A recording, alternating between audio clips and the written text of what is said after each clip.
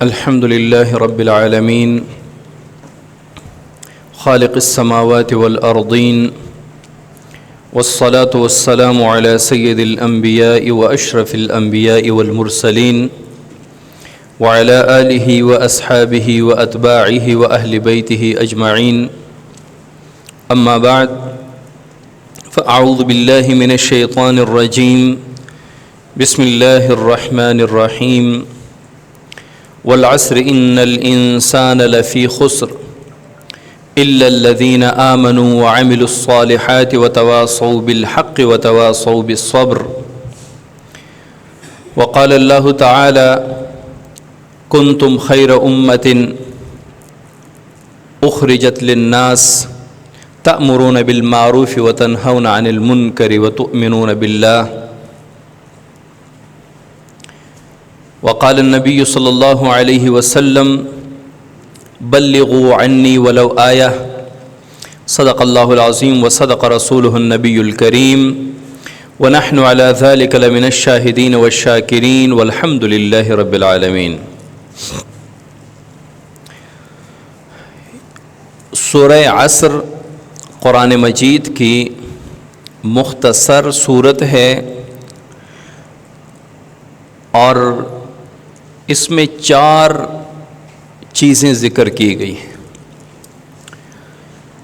اور یہ انسان کو جگانے کے لیے، انسان کو راستے پر لانے کے لیے اور اس انسان کو صحیح رخ دینے کے لیے ایک زبردست صورت ہے. اگر اس صورت کی تفسیر، اس صورت کا ترجمہ وہ پڑھا جائے، سنا جائے اور اس پر عمل کیا جائے.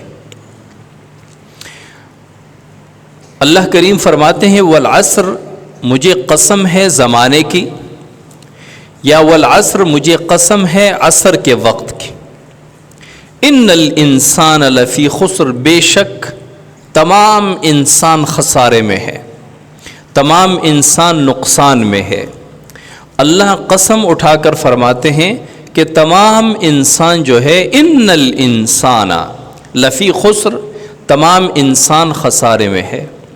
لیکن 4 قسم کے لوگ خسارے میں نہیں ہیں، 4 قسم کے لوگ نقصان میں نہیں ہیں، 4 قسم کے لوگ سمجھے کہ وہ کامیاب ہیں. وہ کون کون سے ہیں؟ الا الذین آمنوا وعملوا الصالحات وتواصوا بالحق وتواصوا بالصبر. یہ 4 قسم کے لوگ خسارے میں نہیں ہے، نقصان میں نہیں ہے. اس کے علاوہ جتنے بھی لوگ ہیں، جتنے بھی انسان ہیں، وہ سب خسارے میں ہیں، نقصان میں. اور اللہ تعالیٰ ویسے نہیں فرما رہے، زمانے کی قسم اٹھا کر اللہ تعالیٰ فرما رہے ہیں کہ تمام انسان نقصان میں ہیں. وہ 4 قسم کے لوگ کون کون سے ہیں؟ الا الذین آمنوا، وہ لوگ خسارے میں نہیں ہیں جو ایمان لائے. اب اس سے کون نکلے؟ غیر مومن، غیر مسلم جو ایمان نہیں لائے وہ خسارے میں ہے، وہ نقصان میں ہے. ظاہر ہے کہ ایمان کا ضد جو ہے وہ کفر ہے. الا الذین آمنوا، جو ایمان لائے وہ خسارے میں نہیں ہے. تو جو ایمان نہیں لائے وہ خسارے میں ہے، جو ایمان نہیں لائے وہ نقصان میں ہے، جو ایمان نہیں لائے وہ ناکام ہیں، وہ کامیاب نہیں ہیں. چاہے دنیا کی تمام دولت، خوشیاں، سہولیات یہ میسر ہو جائیں، اگر ایمان نہیں ہے تو خسارے میں ہے. لوگ دنیا میں کہتے ہیں کاروبار کرتا ہوں، بڑا نفع ہے، میرا کاروبار بڑا منافع والا ہے. اور بعض لوگ کہتے ہیں میں نے کاروبار شروع کیا، اس میں خسارہ ہو گیا، انگلش میں کہتے ہیں لاس ہو گیا، مجھے اس کاروبار میں لاس ہو گیا، خسارہ ہو گیا. اگر کوئی بندہ کہے کہ میرا جو کاروبار ہے، 1 نہیں 2 3 قسم کے کاروبار ہیں اور سب بڑے منافع والے ہیں، اور میری زندگی میں منافع ہی منافع ہے، میرے ہر دن کی سیل بڑھتی چلی جاتی ہے، ہر سال میری آمدن پچھلے سال سے ڈبل ہوتی ہے. لیکن اس کو ایک مسلمان نے کیسے دیکھنا ہے کہ وہ نقصان میں ہے یا نفع میں ہے؟ اس کو اس ترازو سے تولنا ہے کہ وہ با ایمان ہے یا بے ایمان ہے. وہ مومن ہے یا غیر مومن ہے. اگر ایمان والا ہے تو پھر خسارے میں نہیں ہے، پھر نفع ہی نفع ہے. اور اگر ایمان کے بغیر ہے، ایمان سے خالی ہے، تو پھر اگر ان کی دنیاوی کاروبار جتنے بھی منافع بخش ہوں وہ خسارے ہی خسارے میں ہیں. کیوں؟ ایک بندہ جو ہے وہ کاروبار کرتا ہے اور کاروبار پورا سال کرتا ہے، پورا سال محنت مزدوری اور پیسے لگاتا ہے. سال کے آخر میں جب وہ حساب کتاب کرتا ہے اور اپنا پورے سال کا آمدن خرچ وہ دیکھتا ہے تو آمدن اور خرچ برابر ہوتے ہیں، اس کو کوئی نفع نہیں ہوا. کسی نے کوئی ٹھیکہ لے لیا، کوئی کاروبار لے لیا، کوئی کام لے لیا، کوئی دکان بنا لی، فیکٹری بنا لی، اس نے اس دکان میں 10 لاکھ روپے لگا دیا. اب پورا سال وہ کام کرتا رہا. سال کے آخر میں جب اس نے حساب کیا تو 10 لاکھ روپے جو اس نے دکان میں لگائے تھے وہ بھی چلے گئے، ان کا بھی کوئی اتا پتہ نہیں ہے، آمدن کا بھی کوئی پتہ نہیں ہے، خرچ ہی خرچ ہے. تو یہ کیا کہے گا کہ میرا پورا سال نقصان میں چلا گیا، میں نے کوئی فائدہ کیا ہی نہیں، میرا پورا سال خسارے میں چلا گیا، میرا کاروبار خسارے میں چلا گیا، میں نے اپنے کاروبار میں لاس کیا. اور اگر کوئی بندہ 10 لاکھ روپے لگا کے کاروبار کرتا ہے، وہ پورا سال محنت کرتا ہے، سال کے آخر میں وہ حساب لگاتا ہے، اس کے پاس 25-30 لاکھ روپے، تو وہ کہے گا کہ یہ 10 لاکھ روپے تو وہ ہیں جو میں نے لگائے ہیں، 15 یا 20 لاکھ روپے یہ مجھے منافع ہوا ہے. تو سال کے آخر میں اس کو آؤٹ پٹ مل گیا، منافع مل گیا. تو جب ایک بندہ دنیا میں محنت مزدوری خدمت عبادت ذکر اور خدمت خلق وہ کرتا ہے اور آخرت میں جیسے میں نے مثال دی کہ سال کے آخر میں وہ حساب کرتا ہے، آخرت میں اس کا حساب کتاب ہوتا ہے تو جتنا کچھ اس نے دنیا میں کیا ہے اس کا 0/0 اس کو رزلٹ ملتا ہے. اس نے خدمت خلق کیا، اس نے عبادت کیے، اس نے دنیا میں انسانی حقوق کے علمبردار تھے. جب آخرت میں عمل نامہ دیکھا تو کچھ نہیں ان کو ملا. تو اس کو اس لیے کہا گیا کہ یہ بندہ خسارے میں ہے. کیوں؟ کیونکہ دنیا میں جو بھی نیک عمل کرو، آخرت میں اگر اس نیک عمل کا ثمرہ چاہیے تو اس کے لیے ایمان کا سٹیمپ ضروری ہے. ایمان ہوگا تو چھوٹے سے چھوٹا عمل بھی قیامت والے دن آپ کو ملے گا. ایمان نہیں ہے، بڑے سے بڑا عمل بھی دنیا میں رہ جائے گا اور آخرت کے لیے کچھ نہیں لے کے جائیں گے. اور اگر کوئی بندہ دنیا میں چھوٹے موٹے کام کرتا ہے، خدمت کرتا ہے، عبادت کرتا ہے اور آخرت میں جب وہ نکالتا ہے تو اس کو وہ سارے اعمال مل جاتے ہیں وہ نیک جو اس نے کیے ہیں، تو یہ کہے گا کہ میں خسارے میں نہیں ہوں، میں فائدے ہی فائدے میں ہوں. میں نے جتنا نیک عمل کیا وہ سارا مجھے مل گیا، اس کا مجھے بدلہ ملے گا. تو اللہ تعالیٰ کیا فرماتے ہیں؟ والعصر، مجھے قسم ہے زمانے کی، ان الانسان لفی خسر، بے شک انسان خسارے میں ہے، الا الذین آمنوا، مگر وہ خسارے میں نہیں ہے جو ایمان لائے، اور الا الذین آمنوا وعملوا الصالحات، اور نیک عمل کیا. ایمان لانے کے بعد نیک عمل کیا. نیک عمل کیا کیا؟ جو فرائض تھے جو اللہ تعالیٰ نے فرض کیے، نماز روزہ زکوٰۃ حج، جو فرض ہوتے گئے اس کی پابندی کرتا گیا، حرام سے اپنے آپ کو بچاتا رہا، عمل صالح کرتا رہا، ذکر تلاوت کرتا رہا. الا الذین آمنوا وعملوا الصالحات. اور تیسری خوبی کامیاب لوگوں کی جو خسارے میں نہیں ہے، وتواصوا بالحق، وہ حق کی وصیت کرتے تھے، لوگوں کو حق بات کی وصیت کرتے تھے. یار یہ کام اچھا ہے کر لو، نماز کے لیے آ جاؤ، نماز حق ہے، نماز کے لیے آ جاؤ. یار یہ حرام نہ کھاؤ، گناہ ہے. یعنی ہر نیک کام کا لوگوں کو وصیت کرتا تھا، حق بات کی لوگوں کو وصیت کرتا تھا. وتواصوا بالحق وتواصوا بالصبر.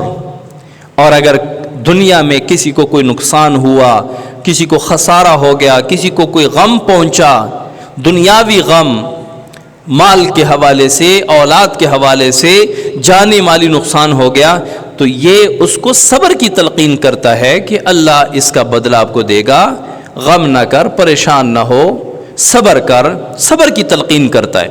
تو 4 کام جس میں ہوں وہ خسارے میں نہیں ہے، اس کے علاوہ پوری کی پوری انسانیت خسارے میں۔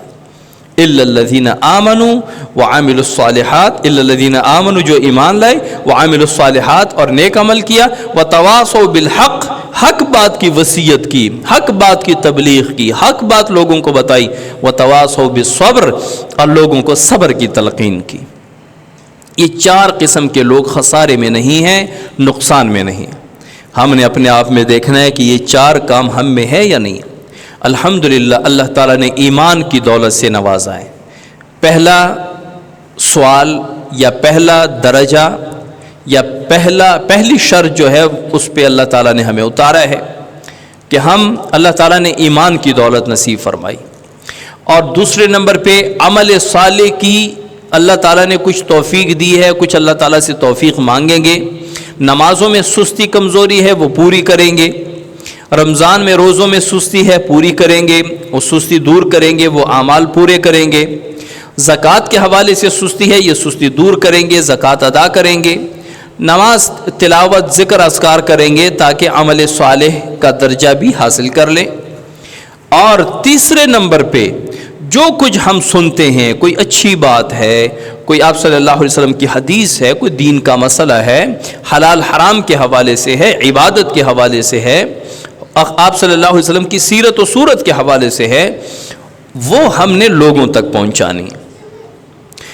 اور چوتھے نمبر پہ اگر کوئی پریشان ہے تو بجائے اس کے کہ اس کی پریشانی پہ خوشی منائے، اس کے نقصان پہ خوشی منائیں، اس کے غم پہ خوشی منائیں، ہم اس کو صبر کی تلقین کریں کہ بھائی ہوتا ہے، دنیا تو غم اور خوشی کی ملاوٹ ہے۔ دنیا میں تو صحت اور بیماری آپس میں ملے ہوئے ہیں، دنیا میں تو رونا اور ہنسنا آپس میں ہے، دنیا میں تو خوشی غم آپس میں اللہ تعالیٰ نے دونوں کو بھیجا ہے۔ تو آپ غم نہ کریں، صبر کریں، ان اللہ مع الصابرین، اللہ تعالیٰ صبر کرنے والوں کے ساتھ۔ تو ہم نے یہ 4 چیزیں اپنی زندگی میں لانی ہیں۔ یہ صورت اور اس کا ترجمہ و تفسیر بیان کرنے کا مقصد یہ ہے کہ اس میں ایک چیز ہے وتواصوا بالحق، حق بات کی وصیت، حق بات لوگوں تک پہنچانا،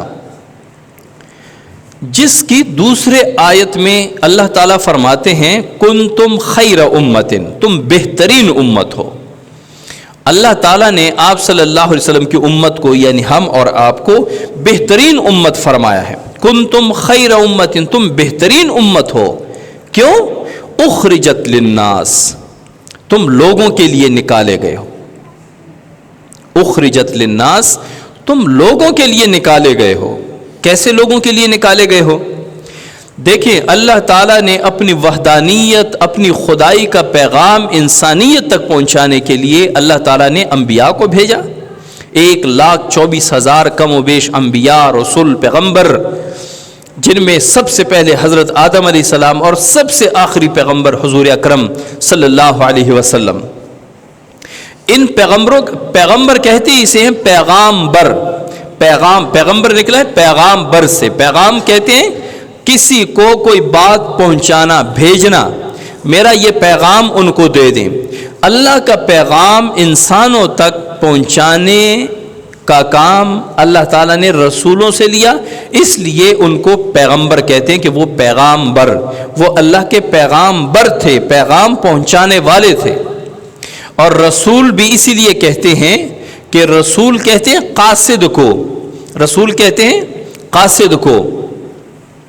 قاصد اسے کہتے ہیں کہ جو کسی کا کوئی مال، کوئی چیز یا کوئی بات دوسرے تک پہنچائے، اس کو کہتے ہیں قاصد، اور عربی میں اس کو کہتے ہیں رسول۔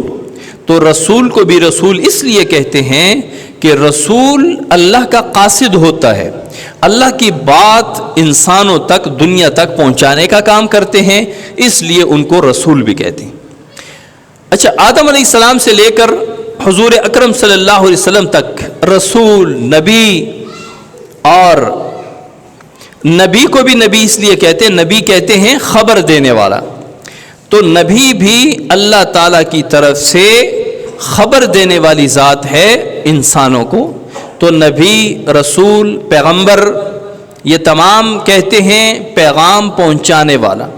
بتایا کیوں یہ نام کیوں رکھے گئے؟ کیونکہ تمام انبیاء اللہ تعالیٰ کے پیغام کو انسانیت تک پہنچانے والے ہیں، دنیا تک پہنچانے والے ہیں.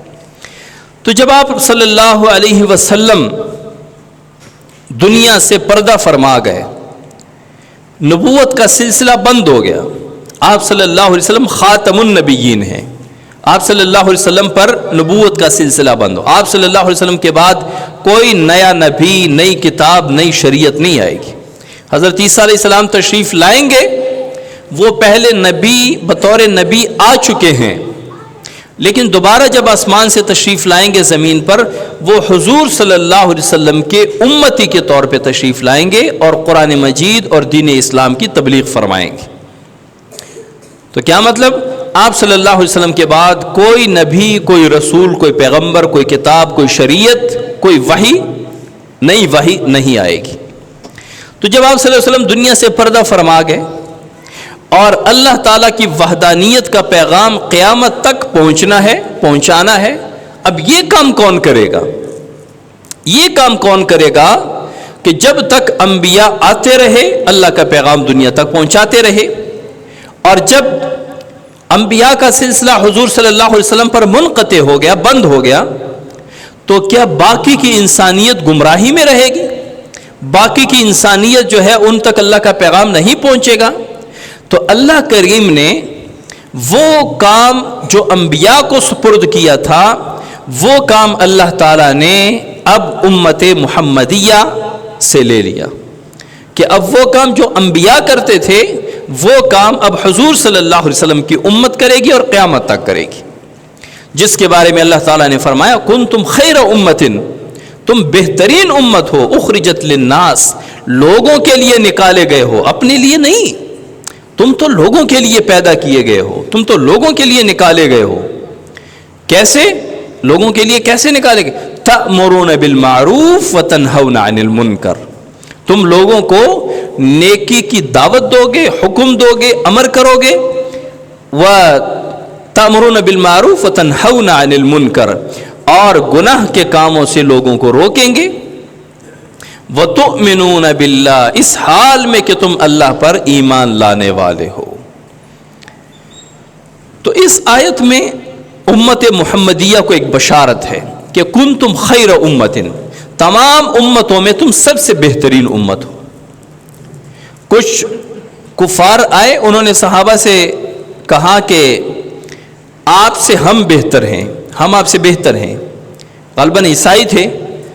تو ان کے اس بات پر اللہ تعالیٰ نے حضور صلی اللہ علیہ وسلم کی امت کو تسلی دیتے ہوئے فرمایا کہ کنتم خیر امت، تم بہترین امت ہو. اور بہترین امت ہونے کی وجہ وہ بھی اللہ تعالیٰ نے بتا دی کہ تم بہترین امت کیوں ہو. بنی اسرائیل میں جو انبیاء آتے تھے وہ ایک خاص علاقے کے لیے آتے تھے، ایک خاص قوم کے لیے آتے تھے. اور کبھی ایسا ہوتا تھا کہ ایک ہی وقت میں کئی انبیاء دنیا میں موجود ہوتے تھے. ایک علاقے کے نبی علیحدہ اپنے علاقے میں اللہ کے وحدانیت کی دعوت دے رہے ہیں، دوسرے علاقے میں دوسرے پیغمبر، لیکن ان کے لیے علاقہ وہ منتخب تھا. اور جو حضور صلی اللہ علیہ وسلم کا پیغام تھا یہ عالمگیر تھا. دین اسلام جو ہے یہ عالمگیر مذہب ہے. یہ صرف ایک خاص خطے کے لیے، ایک خاص قوم کے لیے، ایک خاص قسم کے لوگوں کے لیے نہیں ہے، بلکہ قیامت تک آنے والی تمام دنیا کی تمام انسانیت کے لیے حضور صلی اللہ علیہ وسلم کا دین، اسلام، قرآن اور یہ مذہب اتارا گیا.